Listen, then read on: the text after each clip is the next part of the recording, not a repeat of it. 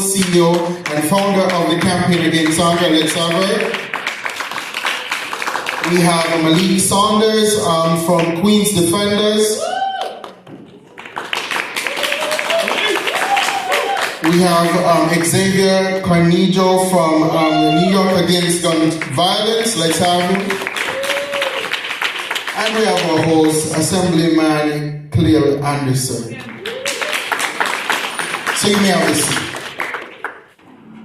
So for a quick conversation with these very important personnel on the platform currently, we want them to give a chance. We want to give them a chance to identify the work that they do in the community under their expertise, but not only that, but also to share some of the issues, the concerns that they're seeing where it concerns gun violence and food justice in our communities. Because we know that, especially, we brought the conference to Far Rockaway, and what we noticed, a lot of you here might not even know, but Far Rockaway is considered as a food desert. Can any of you young people say, why is Far Rockaway considered a food desert? Anyone? Any young people? Let's go, right over there. Access to? Fresh. And for that reason, I got a gift for you. All right? So at this time, our panel, the floor is to you, Dr. Samuels. You could just start off from the food justice area. Good afternoon, everyone. It's great seeing all of you, and I am so excited about being in the Rockaway and bringing the voice of change to this area, particularly because there's so much need in this community. Again, I'm Dr. Melanie Samuels. I'm the CEO and founder of the Campaign Against Hunger, an anti-hunger organization that has been serving 145 zip codes in the city. Our major stomping ground is not only Brooklyn, but it's Far Rockaway. And we have made ourselves present since Sandy. And one of the things that happened when Sandy came to our shores, and so many families were affected in so many different ways, as you know, I did a press conference, and one of the things I said was that when the dust all settled, and all those that are being funded and have come in, they will leave. But the Campaign Against Hunger will stay. Even though we had no funding, no resources, we decided that our brothers and sisters needed help. We are on an ongoing basis known for diabetes, hypertension, and obesity. And for this reason, I believe that a change can be made. I don't want to see, as you heard in the video, another child that is diagnosed with diabetes, or senior that are losing their limbs. I don't want to hear that our families are suffering from heart attack and heart disease, obesity, etc. And definitely, one of the things I had a problem with, the food, the grade level of food that comes into black communities, or black and brown communities, are not worth eating, but that is what we are being issued. Thank you.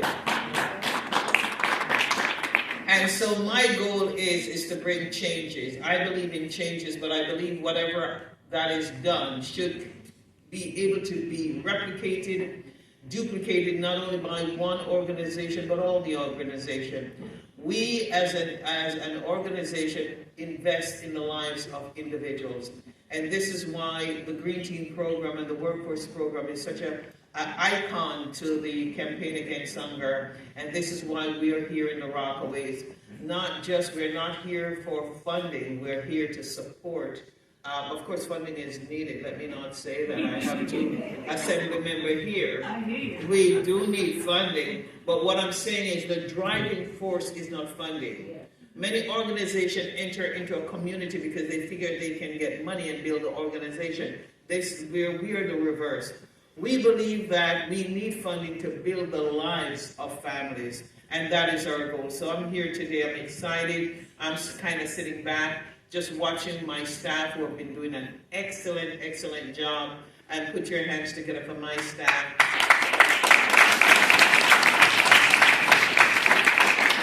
But as I prepare to turn the mic over, because I believe it's going to be a robust and enthusiastic conversation we're going to have today, I cannot put it forward without, again, greeting our assembly members that are in the House. Of course, Khalil Anderson, who from the first time I saw him, I got a bear hug and a smile and a question, how can I help you?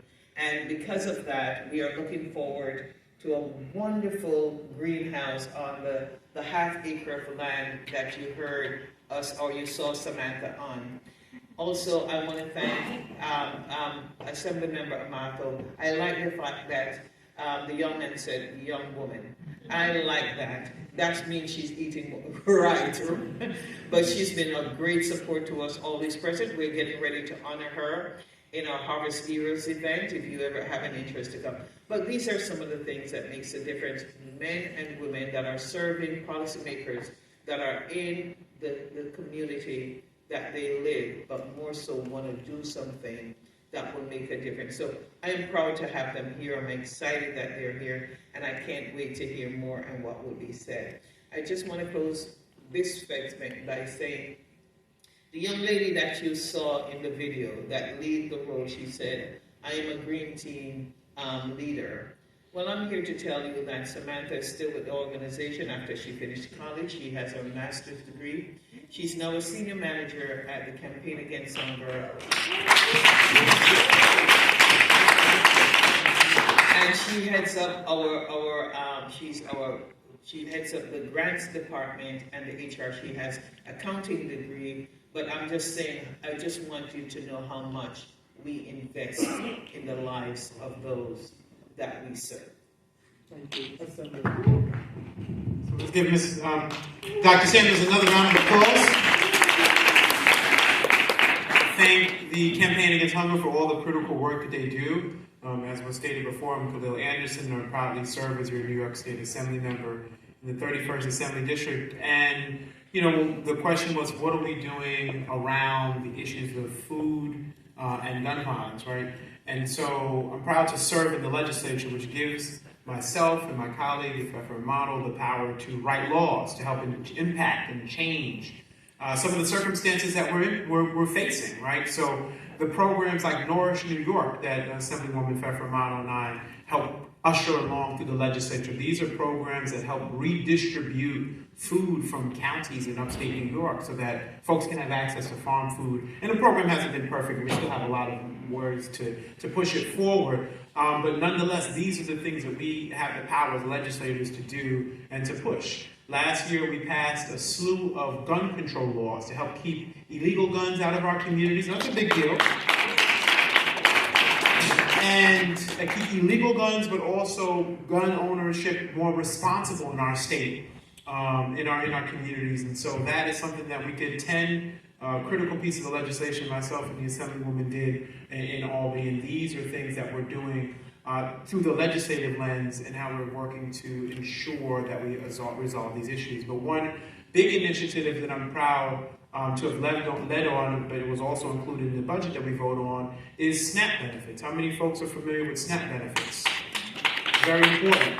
So not only did we see an increase, not just from the pandemic EBT, but also increases as to one, folks who are eligible to receive SNAP assistance, but also the amount that folks are able to receive. And we also, I'm proud to have led on the issue of SNAP skimming, which is an issue where individuals were seeing their SNAP benefits being scammed away from them.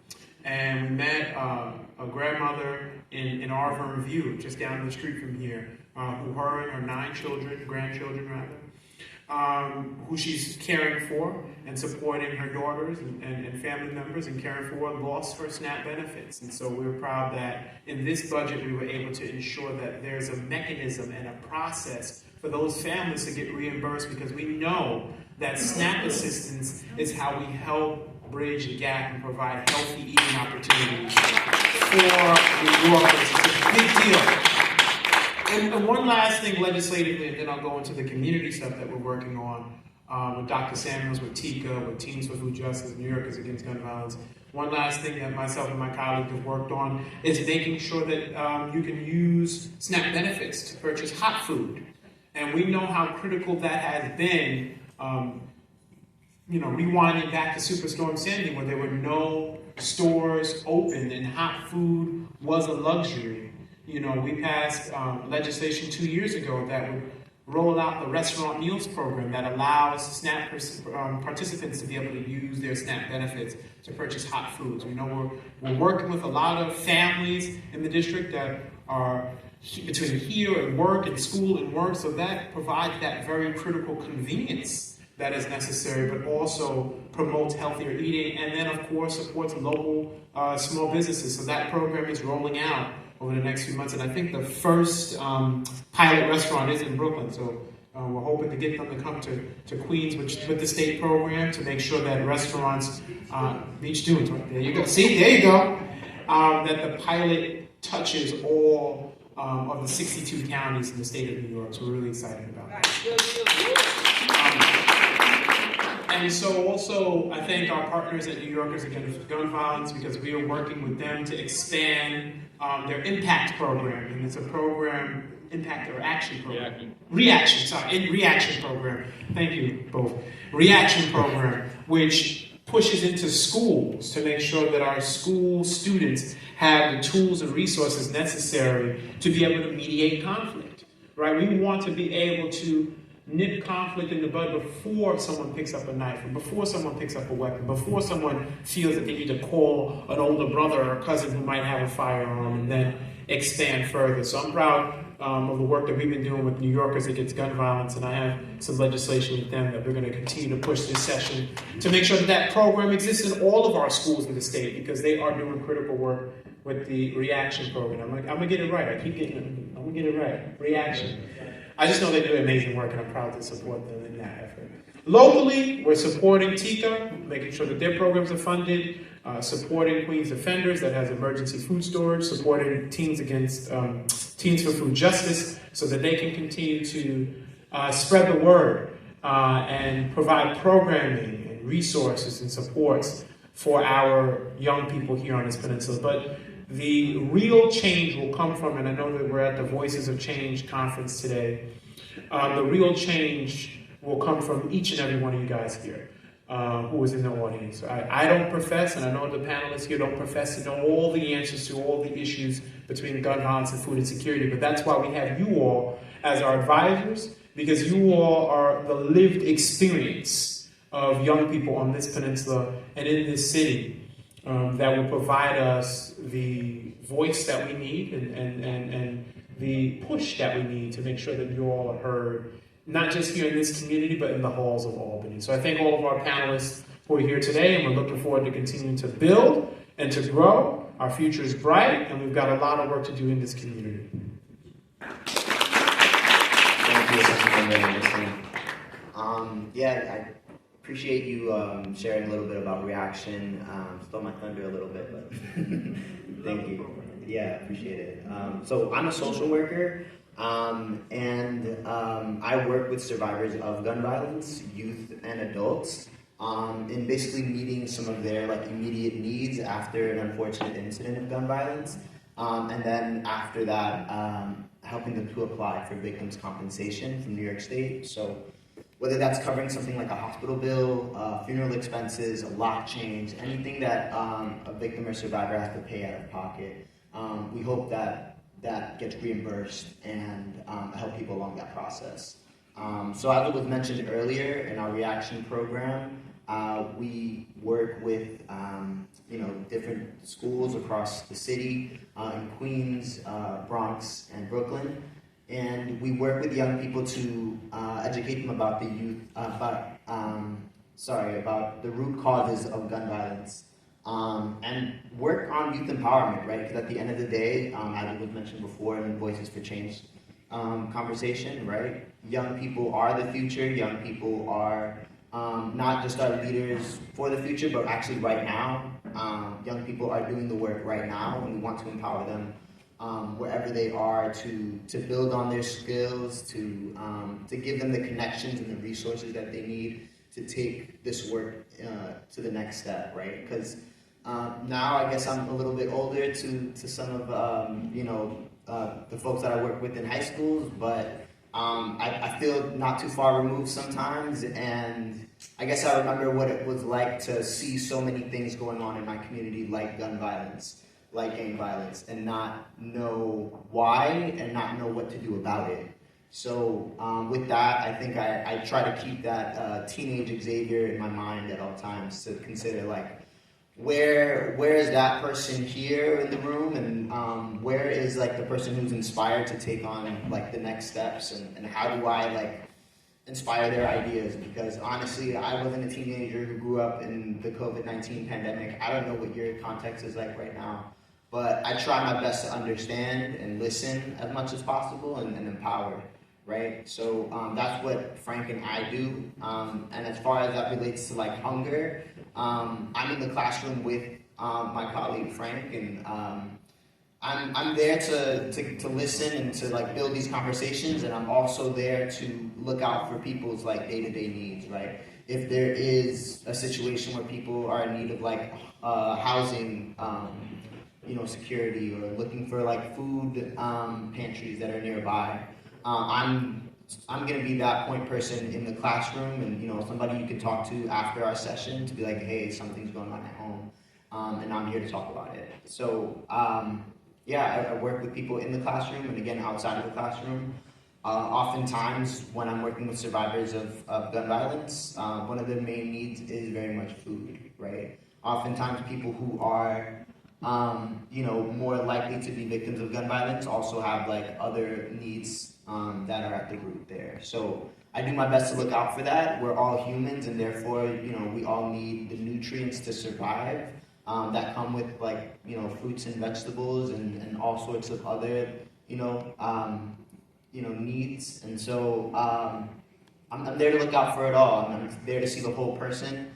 I'm there to work with the whole person, what they want out of this experience, and keep them in the driver's seat of their own life, right? So that's how we take this work forward.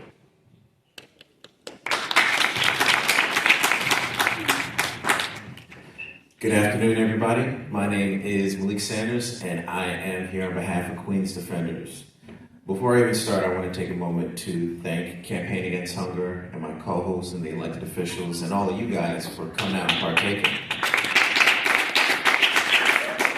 So, to just briefly describe Queens Defenders, it started 27 years ago as basically a nonprofit law firm for public defense. So when people get arrested in Queens and they don't have representation, Queens Defenders stepped in.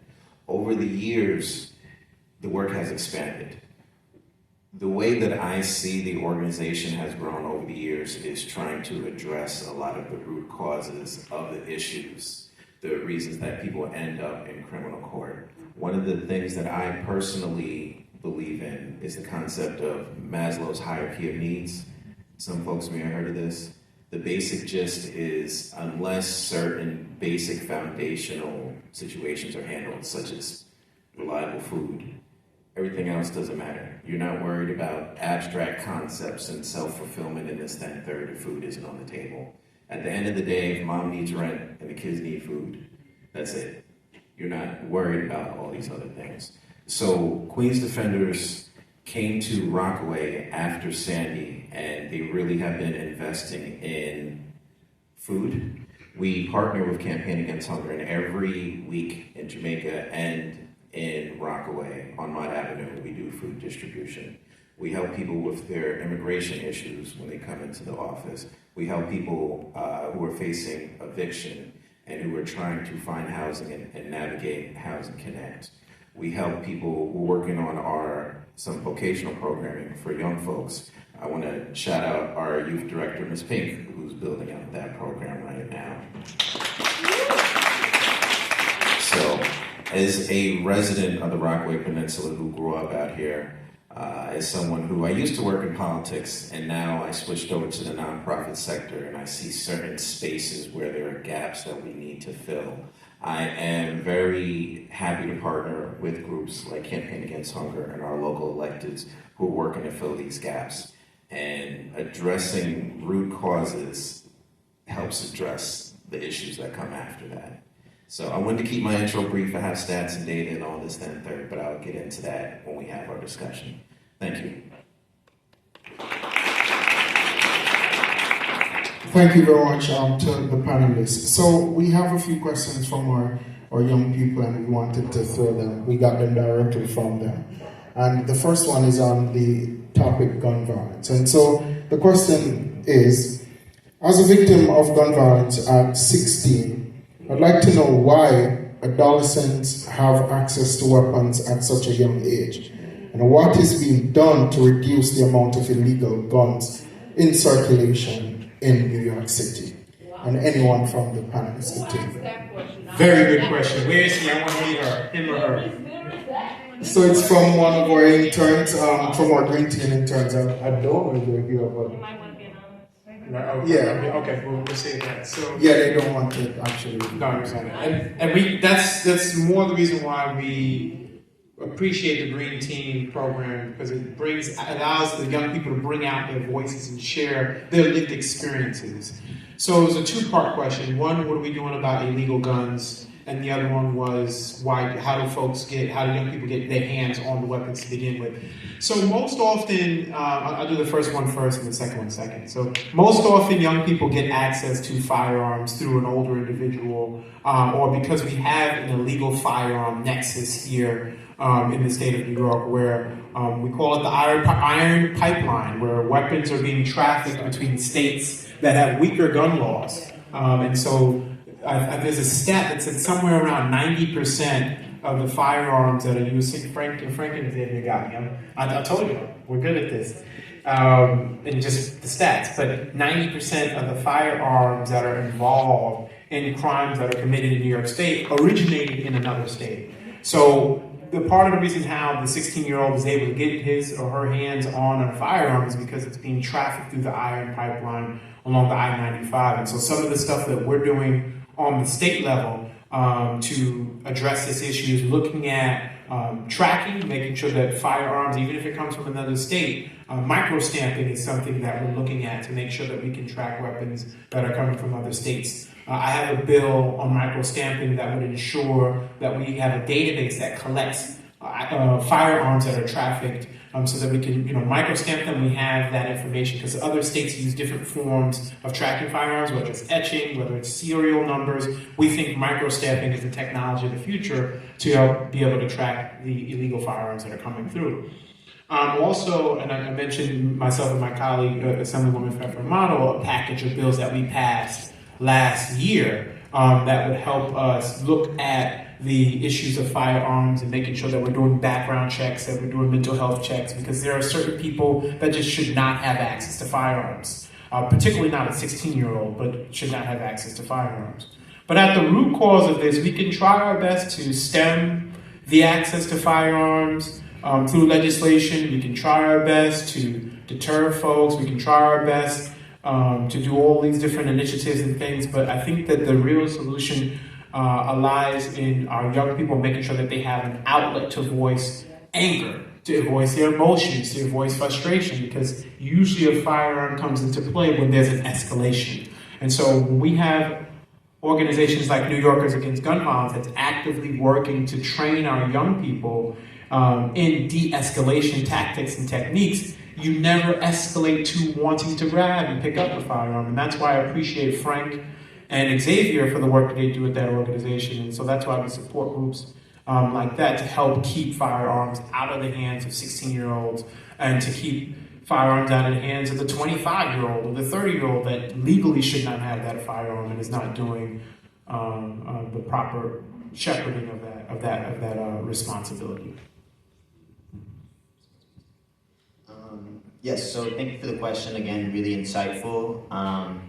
I think, Assemblymember Anderson said it well when we talked about the iron pipeline and talking about how states with weaker gun laws often, have guns coming out of those states either through, gun dealers who employ somebody else to buy like 10 guns at a time. They traffic them from gun shows, right? They bring it to places like Maryland and the DC area, and from there they travel again up the I-95 into states like New York, like ours, right? Communities like ours. So around, what is being done to prevent, is it to prevent firearms from coming in or to prevent gun violence in general? The question. Firearm, access to firearms. Access to firearms. Well, access to firearms, that work is being done more on our legislative end. Our executive director, Rebecca Fisher, is involved in that sort of work around, preventing, for example, for guns to be accessed by people who are convicted of domestic abuse. I think that's like a huge, root cause there is abuse between partners, and especially like male partners and their female partners. There's a real threat around how gun violence affects women in relationships there. So we definitely try to address that at the legislative level, and then in the classroom we teach about healthy relationships, right? At the end of the day, I think we need to consider how we relate to our partners and how we relate to each other as friends, how we find community to rely on when things get tough, to help us sort out whatever challenges we have emotionally, and how to resolve that with our community before it escalates into something a little bit more aggressive, right? Finding outlets to deal with that individually, finding safety plans for who to go to in case something unfortunate happens, right? We try to plan for that as best as possible with our young people, and again empower them to really make a difference in their schools, to lead organizations within their schools, because who's better to make the message to other young people than young people themselves, right? I think, for as many, degrees as it takes to become a social worker, the message does not always translate in the same way when it's coming from a peer, right? And that's why, again, we try to give them all the tools that they need to make that work happen. Thank you.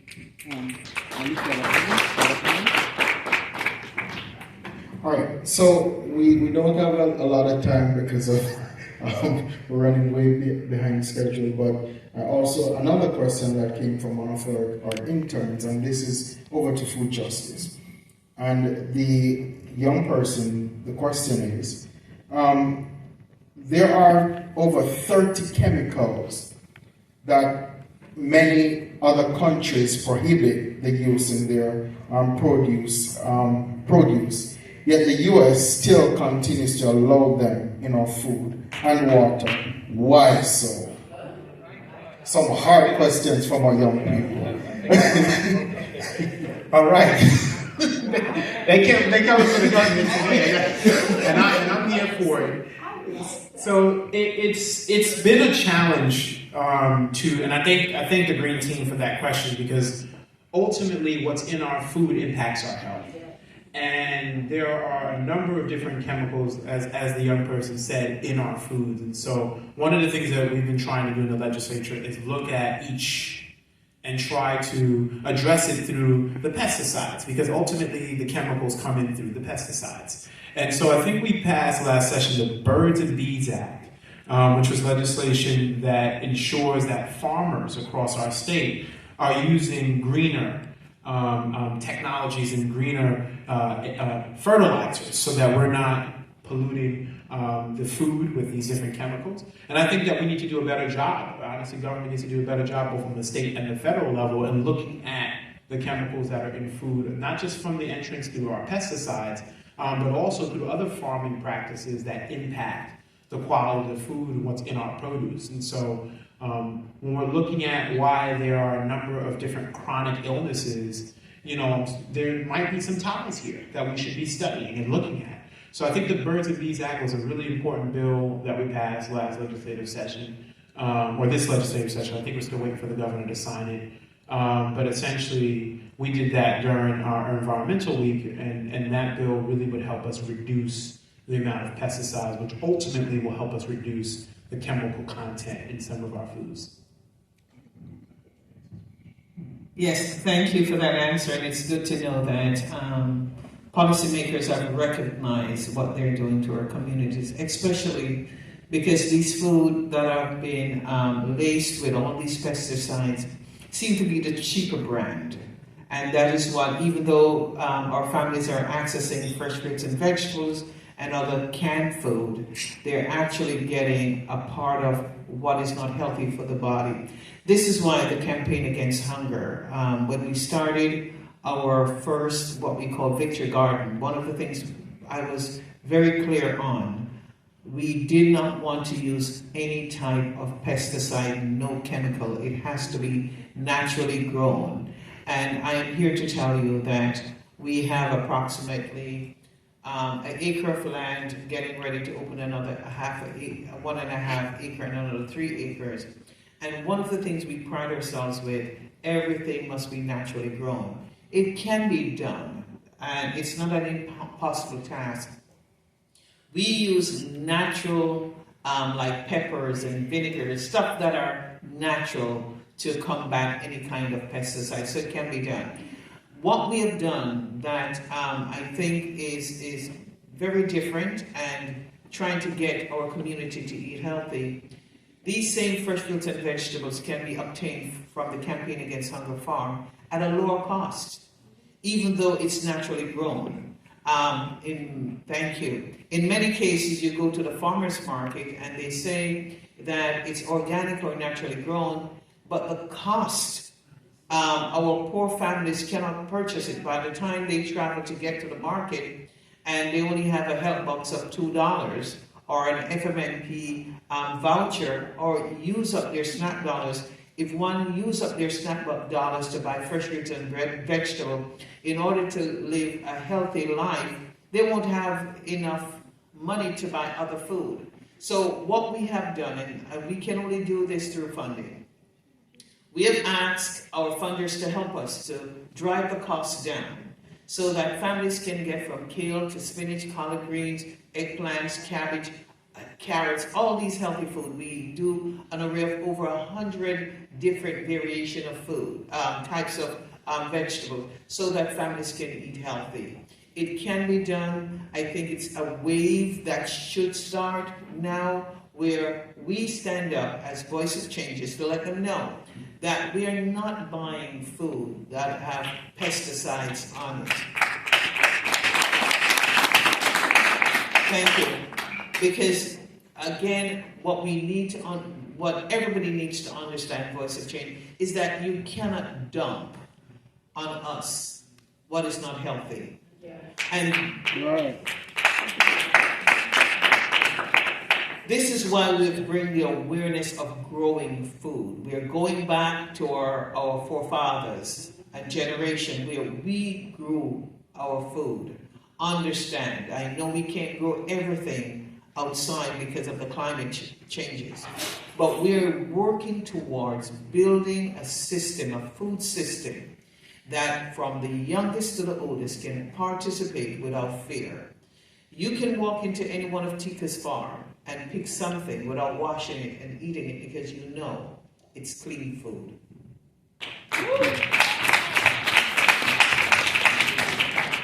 It's powerful. Hard to follow that. First off, I want to say I think it's phenomenal that we're starting this by just getting straight to the root of some of these systemic issues. A lot of these that we're discussing already have been built this way for longer than I've been alive. So I want to say one thing that we can do as a community is vote with our dollars, support groups like Campaign Against Hunger. When you have a farm, you have local produce, we have to show up and show out and show that we care about these things, and support and work with our elected officials who are going into rooms trying to advocate for changes. They need, as someone who worked in government and now has moved outside of government, I'm trying to see how best we can make these changes. I can say firsthand that if he is able to go and sit down and say, I have 150 people who signed up for this, that, and the third, we're paying attention, we need this. It's a lot different than if he just comes in and says, oh, there's an issue somewhere, we can figure it out. So organizing, voting with our dollars, and supporting the people who actually are pushing for improvements in our community, and pushing out people who are not pushing for improvements in our community. That's it. Thank you. So my camera is down, but one final question to the panelists before. how can we empower young people to get involved in the solution and get involved to be a part of the solution? All right, I'll start off because I have the mic already. So I am big on collaboration and teamwork. I believe no person, no organization is an island. And I know I shouted out Campaign Against Hunger several times while we were here, but there's a reason for that. When we started doing food distributions ourselves during COVID, this is before I was even there, Campaign Against Hunger was one of the first supporters because there was a need. When we work together, it opens up a lot more doors. I think that if there's anything that any of you young folks are passionate about, and y'all are already involved, which is amazing. I see a lot of people with the shirts on from Campaign Against Hunger. But if there's any issue you're passionate about or want to learn more about, ask questions. Go to the organizations that are involved in it. Even if it's just something you have a passing interest in, you never know, they might be able to help you develop and grow a skill. They might be able to help you learn more about an issue that you're passionate about. The community groups that we have out here in Rockaway, I think is beautiful that they're working together in a way that was never seen. And one thing that I didn't get to do all my data and numbers. I'm sure y'all are fine. But one thing that I wanted to bring up was that Far Rockaway actually going from 2022 to 2023 was one of 2 police precincts in the whole city that saw a decrease in crime. The 101st precinct. And 101st precinct was number 1. And there's an article in The Wave, I have the date and the name of it, but it was in January. And the CEO of the 101st precinct said specifically the local community organizations, and shouted out Queens Defenders in particular, coming together is a big part of why crime goes down. When people have access to healthy food, when people have access to housing, when people have access to education and hope and collaboration and a team and a family that you might not have at home, I believe that's how we really address these issues, as opposed to just punishing or yelling or being upset and not doing anything. Coming together, collaborating, building, supporting the groups and the people that are doing the work, and letting the folks who should be doing the work and aren't doing the work, letting them know you're paying attention and they need to move.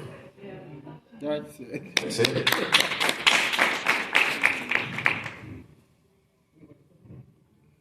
Okay, I just want to thank you so much. That was well said. We have to work together. And what can you do to make a change? There is a lot, for years we have been pushing tech, right? There's a lot of, and it's needed because of course we have the artificial intelligence that seem to be coming over and zooming over us, and that's look like the wave of the future.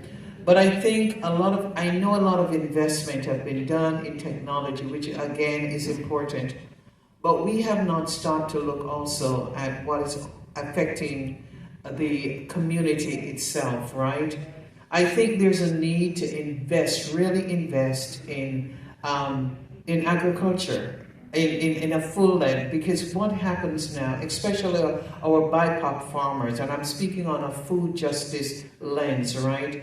Our BIPOC farmers, they're fading out. Farmers on a whole are fading out, right? Our young people, those that are in college, usually you never find someone go to college and say, I want to be a farmer. I want to use the farm technology to grow more food. I want to feed my community. Because it is not presented as something that is enticing to our community. Yet our families are hungry, and when you're hungry, you have to fend, whether it's through gun violence, it's through stealing. It works together. Food, again, work on our health, right? What I would like to see, it is my desire. It is started, but it's not there should be more presence where colleges are taking the urban farming as a serious curriculum, that we should have more of our young people who wants to grow food major in this so that we can build a new society of families that are eating healthy, are aware of our food. We can have degrees and well-paid jobs out of this, right? It is not the $15 an hour and the 16 or the 20, but well-paid jobs. I believe that this is essential because if we don't eat right, we're all going to be sick. We're going to be sick people living on health insurance, right? And then everything else is going to escalate. We're also going to find that gun violence is going to increase. I really appreciate our collaboration with Teams for Food Justice. You just had their salad. It tells you that if we collaborate, use technology, this is a new era we're in. Don't leave growing food out of the new era. Don't think that technology is the only way we can survive. Machines don't eat, but we do. Yes. Can I say that again? Machines don't eat, but we do. And we want to stay healthy and we want to live long. So I am saying that I would love for us to work together, bring your voice of change and say, how can I bring to my leaders, my policy changers and shakers, the idea of investing more in urban food education and serious education, not just going into a farm for recreation and after-school program. I'm talking sitting down and studying food as you would study any other science. Yeah. Thank you. Thank you. Yeah, I feel like a lot of these points were touched on, especially about like employment and like paying jobs to do this work. I think young people bring a lot of critical experience to the table, as I mentioned before, about like just knowing where we are now in a way that sometimes adults don't. And you know, people deserve to get paid for their ideas. I think you can't really survive on $15 an hour as an adult, and so we should think that way about young people as well. Sometimes young people are unfortunately bringing home some money that can support their family, or at least take the load off of mom and dad in some way that you know, it's just useful to a family overall. But the other point I wanted to make is that like we have to make this work fun, right? I think that will be really important for young people being involved in this work. I saw that video not too long ago, the music video. It was amazing. It was incredible. Like the lyricism, like the visuals, the storyboard. You guys really did that. Yeah, absolutely. And that's fun work. I was thinking about like, oh, how could NYAGV, you know, replicate something like that? It's amazing. I really think like that sort of artistry is like something to be encouraged in this work, and that'll keep people engaged and really wanting to be a part of something, right? So thank you for doing that already, and I hope it continues. Final words from the assembly. Yeah, who's hungry? Can you just raise your hand if you're hungry in here? Everybody should be raising their hand. You're hungry? They should. They just fed it? Okay. I start out by asking who's hungry, and I'm glad some of you guys did raise your hands, although you all just ate, but that means they're still hungry. That means that there's a plus and minus to that. But I start out with that question because your question, Howard, from one of the Green Team folks is, how do we keep more young people involved? And I think the answer to that question is staying hungry, right? If we're looking to address the issue of food insecurity, if we're looking to address the issues of gun violence, we have to stay hungry, because it's not going anywhere if we're not looking at new ways of working to resolve it. Data shows that there's a correlation between instances where people are hungry, instances where there's food insecurity, and violence. For every 12% of food insecurity, food apartheid, or hunger, there's a 1% increase in violence. And that data is proven and shown in our communities. And so for us, it's important that we stay hungry around ways of making change and being the voice of that change for our communities, and that we stay hungry and focused on making change in our neighborhoods. and we stay hungry and focused on the new ways to make those changes in our neighborhoods and our communities, whether we're using it through legislation, whether we're doing it through community initiatives, whether we're supporting the nonprofits, the groups, the organizations that are in our communities that are actively working to make those changes. And so that's how we work to address and inspire more young people to become involved, because ultimately they are the ones that are most impacted by this issue. Everyone raised their hand to say that they're hungry. Well, good, you're impacted by this issue of food insecurity. You're impacted by this issue of hunger. And so you are, though I'm a firm believer that those who are closest to the issues are those that have the most way to impact it.